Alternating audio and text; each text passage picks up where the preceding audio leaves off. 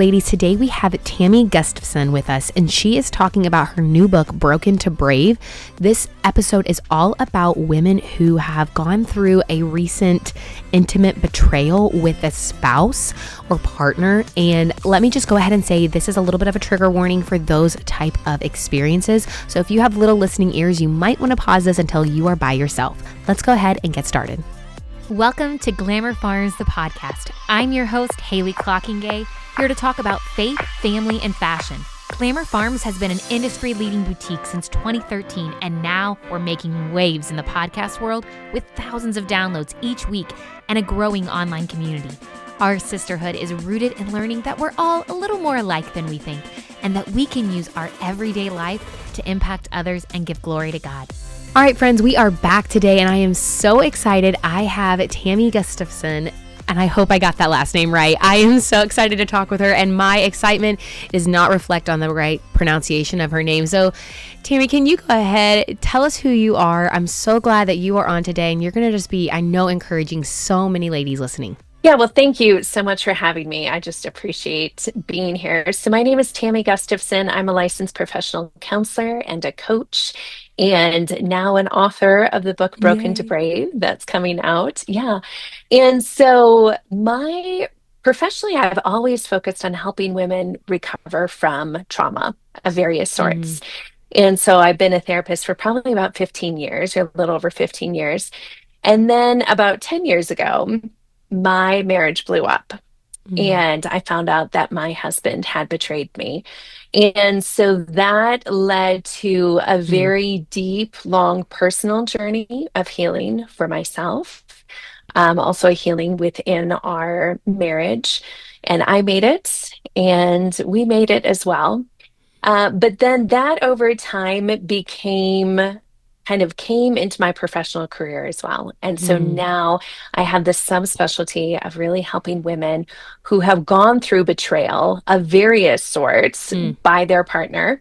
And now I am just so passionate about walking alongside them and helping them pick up the pieces and find their footing and their strength and their worth and value again, and healing from this really, really painful experience that a lot of women go through.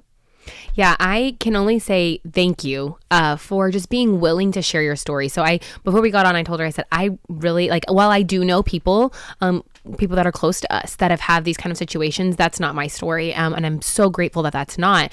And so I'm taking a back seat of knowing these are questions that I feel like I would have, or I've heard other people be like, these are some things that are in my head. And so I'm hoping to, speak those in place of them today. But I think that it is such a gift that you are willing to open up what a lot of people would say are the dirty or the embarrassing parts of life, that you're no, I'm not going to let that be the label of my life, that I am able to find strength, and now to be able to encourage and lift other people up is just, it's such a gift. Honestly, that's the best way I can put it, because I think that that is something, that Satan does, is he tries to take stories and really, push us down into that, and that defines us. And I love that you don't let that be the case. So I know that you've already kind of shared the title, and when this episode comes out, this book is going to be available everywhere. It is Broken to Brave, Your Courageous Act of Healing After Intimate Betrayal, and I know just that in itself kind of tells a little bit of a story, but can you I know you gave just a little bit of a glimpse of it, can you share how you got to the place of being able to write about this? I mean, I'm sure not the first thing that happens is wow, I want to put out there all of my information. So can you kind of go back of your healing journey to get to this point? Yeah, absolutely. So I never wanted to use my story for good. I was not one of those people that just wanted to use her pain and redeem her pain. That wasn't me. I used to tell people my story can die 1,000 deaths, because part of betrayal is that it feels so personal. And it feels there is so much, especially early on when life first blew up, I felt so much shame. Not that it was my shame. Yeah. I had nothing to be ashamed about, but that doesn't matter. That's how it feels. And it feels like, oh my gosh, because either there's often this, what did I do? What Mm-hmm. did I do or not do? There's this blame that we take on early on as betrayed partners. We're going, oh my gosh, like, did I do something? And the fact is, and I want to say this part loud and clear, and this was like number one, it's never your fault. Mm-hmm. If your husband, if your partner steps outside of the marriage in whatever way, if that's affairs, if that's pornography, if that's chat rooms, emotional affairs, whatever the case may be, if he steps outside of the marriage, that is 100% on him. But the reality is, it takes a little while to get there because most women start with feeling some guilt and shame. And so for me, I felt the same way. And it took me a long time and the help of a lot of really solid support groups to get on my feet and go, no, wait a second, this is not mine. This is not my shame. This is not my fault. And I don't, like you said, this doesn't have to define me. Mm-hmm. But that journey of healing, oh my gosh, it is long and it is deep and it is complicated and it is so messy. It is so messy. And so Mm-hmm. for us, our marriage held on by a thread for a long time. And I was very angry and very sad for a long time. And I had to do a lot of processing and learning how to lean into my emotions and learning how to grieve that and learning how to get on my feet and learning how to take my power back. And so over the course of time, over this long journey of healing, I had some doors that were open to me to start to step Mm-hmm. into, to start to help others. And I was like, well, all right, well, I guess I'll help a few women. And then the doors were open to start to share my story. And that was terrifying. And Mm-hmm. then the doors were open. Then I was like, man, I feel like I need to start a coaching business. And every step of the way, honestly, was really a journey of courage and stepping into what I felt was a calling and getting to the place where I'm like, okay, all right, I feel like this book needs to be out there. And this book has a little bit of my story, but that's not really Yeah. what it's about. Yeah. Really, what it's about is helping, coming alongside other betrayed partners who are behind me and helping them walk through this journey Mm-hmm. and empowering them and finding their voice. And so maybe they won't have to go through some of the Right. struggles I went through early on. So, but no, to be honest, it was this writing this book has been, um, it has been, I would say, part of my healing process of finding my voice and being Mm. like, no, I never wanted to be known for this, but if I can stand up and I can help those who are coming behind me, then I will do that. That's beautiful. Well, I think that one thing, while many women might say like, okay, so obviously the book is not, like you said, the book is not your story. You're not just like reading her life play by play. That's not what it is. But obviously you have come to a point of being vulnerable enough to admit like this is what happened, in some Yes. degree. Okay. But I say that because maybe if you're listening and you find yourself listening, you're like, I'm at the point where like, I don't even want to tell someone that this has happened. I want to live in just like this disbelief, like this is me, this is happening to my life. Like I don't even want family to know. I don't even want my closest friends to know. And I think one thing that you can take from your story is that while maybe that's where you find yourself at first, as you're healing, like who knows, maybe in a few years you find out that this happened to someone else and then you're willing to just share little bits of what you've learned. So I think that that is even encouraging to know like where you've grown, and just being confident in who you are and what does define you, that someone could find that same confidence. It's not necessarily writing a book or writing a blog or anything public. Maybe it's just sending a text and say, here are some things that helped me early on in my journey, and I just want to encourage you. You don't need to be ashamed of this. And I think that that's something that everyone can kind of take from this.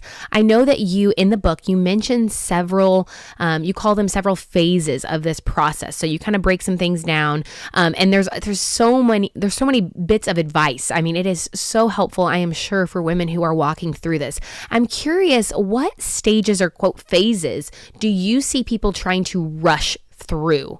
That kind of just like, you're like, okay, you need to just slow down and just kind of go through this. What do you think of? So I think that's mainly in the first phase and also a little bit in the second. But in that first phase, when life has first blown up and you have Mm, found out about your husband's betrayal, there's just such this, like you mentioned earlier, wanting to live in denial. Like, how can I make this go away? How can I just speed Mm, this up? How can we just be okay? And that's what I see a lot of women really struggle with in the beginning. Rightly so. We all do that of right. like, how do I make this pain stop? Because this pain Mm-hmm. feels like it will kill me. Right. And so there's a lot of ways that women do that. And largely that's focused on, man, if I can just trust him again, then we can just put this in the past and move on and be okay. Or if I can just forgive him and like it was in the past, he said he wouldn't do it again. I'm just going to forgive him and let's just move on and we'll be okay. Mm, And so I see in that beginning phases that comes out a lot. Unfortunately, there is no way to skip the process of healing. mm, And when we try to do that, it doesn't actually speed up our healing process, it actually shuts it down. And I say this with all compassion because I did this at first too. The first time I got a little bit of information about what my husband had done, he cried, I cried. He said he was sorry, would never do it again. I forgave him, and we went on with life, or so I thought, right? Mm. But it for the next year, it was always kind of low grade simmering. And the reality is that we had barely scratched the surface. And so I wanted to put it behind me. I wanted to speed this up. And unfortunately, it doesn't work that way. The only way through it is really to do the healing process and go through it. mm. I'm curious why. I mean, obviously, I think denial is a huge part of this, but like, why do you think people do want to rush? Is it just like the fear of others? Is it just, like if I just don't, the denial of like, if I just don't think about it, if I don't give it that time, it really didn't happen? Like, what have you heard? Well, betrayal shatters life. Mm, It shatters you. It shatters everything you thought was true. And so it's almost like in that shattering process, it's like there's this totally normal, visceral response of wanting to grab it all before it all shatters mm, and falls to the ground and being like, maybe I can just hold it all together. yeah. Because if this really does all shatter, like everything I thought I knew was true suddenly Mm, doesn't. And the pain is it's so excruciating being like, I don't know that I can make it through this. I don't know that I can survive this. And I don't want my family to break up. I mm, don't, what does this mean in my relationship with God or your higher power? Like it touches everything. So it's a very normal response. There's no shame or judgment in that. But it's just like, if I can just grab it and hold it and keep it all from falling, then maybe I can keep my life and my family together. yeah, I could see how that. I think even if someone's, obviously this is about most likely from people who are listening, someone who's having a partner issue. But I think that you can even think of this even with like whenever kids have acted out, and a lot of times parents want to just hide that and think if we don't talk about it, then maybe the ways that I feel like I failed aren't getting out there. And so I think that is such a quick response that we see people having. And I know kind of something that you mentioned, you didn't say it this way, but it's how it kind of read in my mind, that healing is not necessarily a linear process. I think that we think, we're making whatever you think of healing in general. But I think it also relates to this exact situation where, you feel like maybe you are making progress in where you're at emotionally. And then you have a day that will maybe take you back. What advice would you give to someone who is like, man, I really thought things were getting better, either for myself or as a couple. But they've been met with the realization that it's not. Yeah, I think that happens so often. So I'm glad you Mm, asked that question. So like you said, it's not linear. And unfortunately, healing after betrayal takes so much longer than what I ever imagined and what longer than what anyone wants it to take. mm, Because there is a whole overhaul process that has to happen, particularly if the relationship is going to make it. And so in the beginning, the biggest thing is that it's okay that you're not okay. mm, It's okay that your emotions, you will have rapid cycling, massive emotions. One moment you are curled up on the floor in the kitchen crying. The next moment you are so angry. The next moment you want him to hold you. The next moment you never want to see him again. It feels crazy making. And a lot of betrayed partners feel like they are going crazy. But I just Mm, want to tell you that is totally normal. mm, It is totally normal. And so there will be some days that feel good, and then there will be their triggers are a big deal in this process of healing, where you are going through something, and then all of a sudden you will be reminded about something in the past, and it will feel like you are back at square one. It will feel like there's been no healing at all, and the emotions will be big and whatnot. And that too is normal. It's part of the healing. There's a lot of emotions that have to work their way through. And so the biggest thing you can do is give yourself time and permission to feel those and to mm. grieve.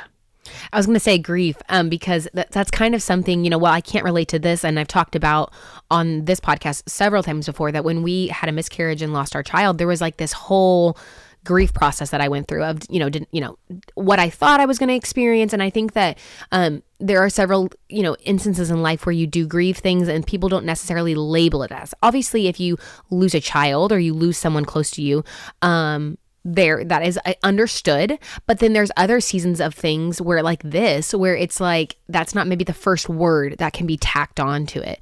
And so I think that whole grieving process is messy, like you're saying, and it doesn't make sense. And that when you talk about that linear kind of approach, and that's why I think it came to me, because that's what I was told, was that grief isn't linear. And so that you could have these just kind of like bubbles just burst and you just have all of these emotions at once. And you're like, where did this come from? Or you see a trigger and you're like, why is this hitting me today?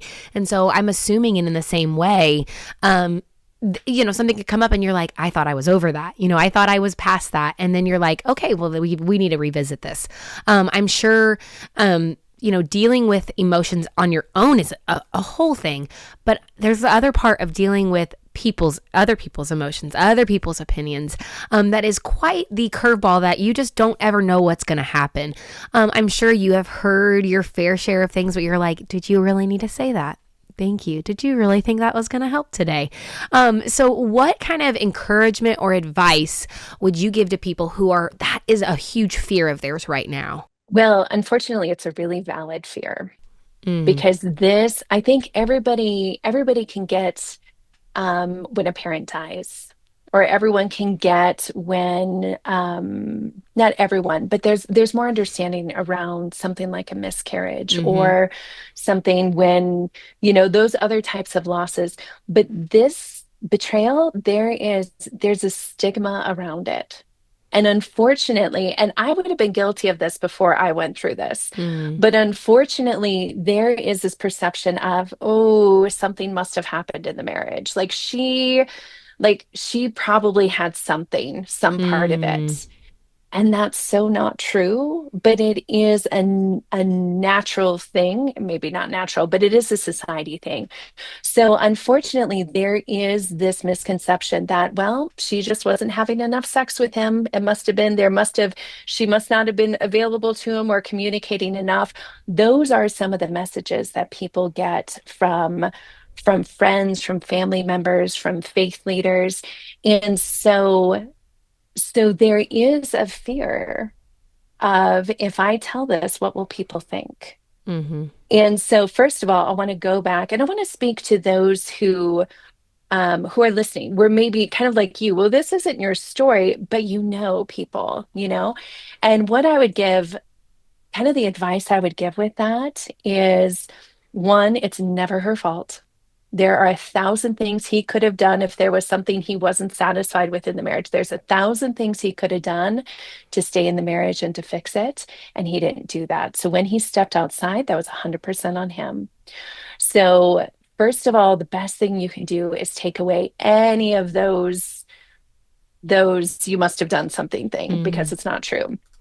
And then two, um, allowing the time and the process of grieving is going to be so important. And it is going to take so long. And mm, and this is part of, I think, the hesitation of when this happens to you, to tell people, is that everybody does have an opinion. Mm. And really, instead of the opinions, what is helpful is just sitting with her and saying, I'm so sorry, what can I do?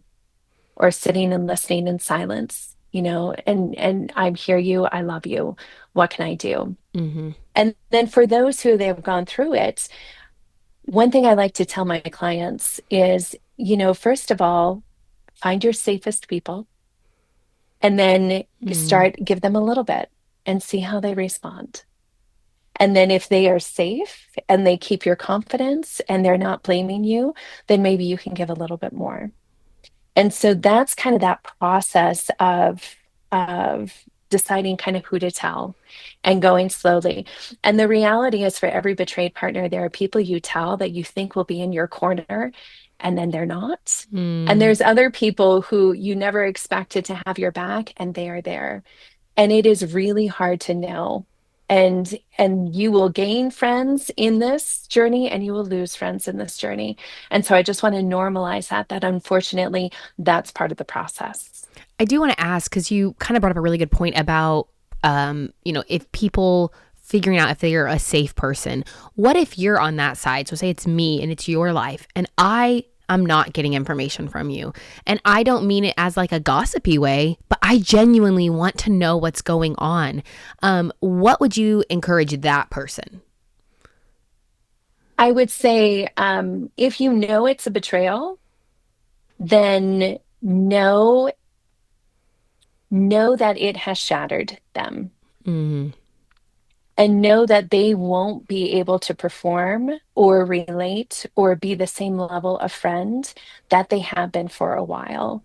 And so I think if you can think of it as like it's like the emotional equivalent of being in this massive car accident where you have punctured wounds and broken bones and a Mm. concussion and you're bleeding out. That is the emotional equivalent of what it feels like to go through this. And so if you can picture, if that was the case, what would you do? Well, one, you would not expect a lot from that person. Like this is going to be a season where you're going to be giving and not getting a lot back. Mm. Because like the person in the ICU who is healing, like they are doing everything that they can to hold it together and to heal and to survive. And you're not expecting So them to give you a play-by-play of what's happened for the day. totally, If they can't tell you how their exactly. wounds are doing, you're not expecting that. Yeah. Yeah. And so for you, it's okay to ask, but then just to be like, hey, I'm here. I love you. Mm. And if you want to talk, I'm here for you. And then on that friend side, not knowing what's going on, that's really hard. But just if you can have that, okay, they're in the ICU right now, Mm. and it's going to take some time. And the best thing you can do is just continue to be consistent if you can. Hey, I love you. I'm thinking about you. And one of the most gracious things I think you can say when you give a text or a call is, hey, you don't need to call me back. I Mm. just want you to Yes. know. And then doing practical things like, hey, she is not going to be, I mean, mac and cheese may be like the highest form of food she has capacity to do right now. House cleaning will not happen. If she showers, that's a bonus and that's a win for the day. Mm. So even again, ICU thought, what can you do? All right, let's bring some food over. Yeah. Let's DoorDash. Like, hey, we don't need to talk. You don't need to Yeah. say, but or hey, I'm just going to come and clean your house. Or a huge one is if she has kids, hey, can I come watch the kids for a little while and give you a break?